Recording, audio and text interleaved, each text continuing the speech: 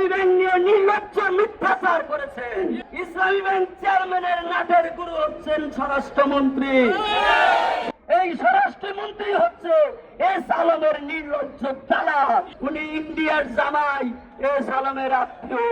গতকালকে আমরা পার্লামেন্টে একটি নাটক মঞ্চস্থ করতে দেখলাম। সেই নাটকের ভিলেন বলবো না নায়ক বলবো, কোনটাই বলতে পারি না। আমাদের মাননীয় স্বরাষ্ট্রমন্ত্রী ইসলামী ব্যাংক নিয়ে বিবৃতি দেওয়ার কথা ওনার ছিল না। ইসলামী ব্যাংক নিয়ে বিবৃতি দিবে অর্থমন্ত্রী, উনি না থাকলে আইনমন্ত্রী। অনধিকার চর্চা করে স্বরাষ্ট্রমন্ত্রী ইসলামী ব্যাংক নিয়ে নির্লজ্জ মিথ্যাচার করেছেন।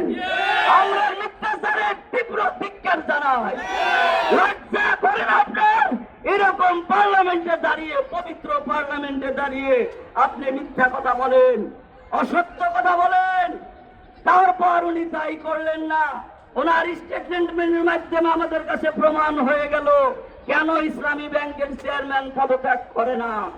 কারণ ইসলামী ব্যাংক চেয়ারম্যানের নাটের গুরু হচ্ছেন স্বরাষ্ট্রমন্ত্রী।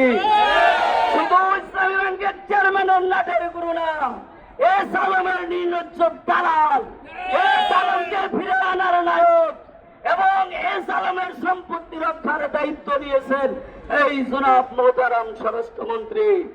আমি স্বরাষ্ট্রমন্ত্রীকে বলবো, অনেক রক্তের বিনিময়ে, অনেক চোখের বিনিময়ে, জীবনের বিনিময়ে আমরা 5 তারিখে দেশ স্বাধীন করেছি। একটি নির্বাচনের মাধ্যমে ক্ষমতায় আসছেন। এই রাষ্ট্রটা ভালোভাবে চলতে দেন, কারোর দালালি করবেন না। অতীতে যারা দালালি করেছে আজকে তারা কোথায় আছে আপনি ভালো করে জানেন। জনাব মন্ত্রী, আপনার স্টেটমেন্টের ব্যাপারে আবার নতুন করে স্টেটমেন্ট দেন। জনগণ বলছে, দুষ্ট লোকেরা বলছে এই স্বরাষ্ট্রমন্ত্রী হচ্ছে এস আলমের নির্লজ্জ দালাল। আশা করি আপনি বিবৃতির মাধ্যমে ক্লিয়ার করবেন আপনি এস আলমের দালাল না। আপনার কর্মকাণ্ডের মাধ্যমে ক্লিয়ার করবেন আপনি এস আলমের দালাল না। আপনি এস আলমের দালাল এটা আমরা বিশ্বাস করি না। যদিও দুষ্ট লোকেরা বলে উনি ইন্ডিয়ার জামাই, এস আলমের আত্মীয়।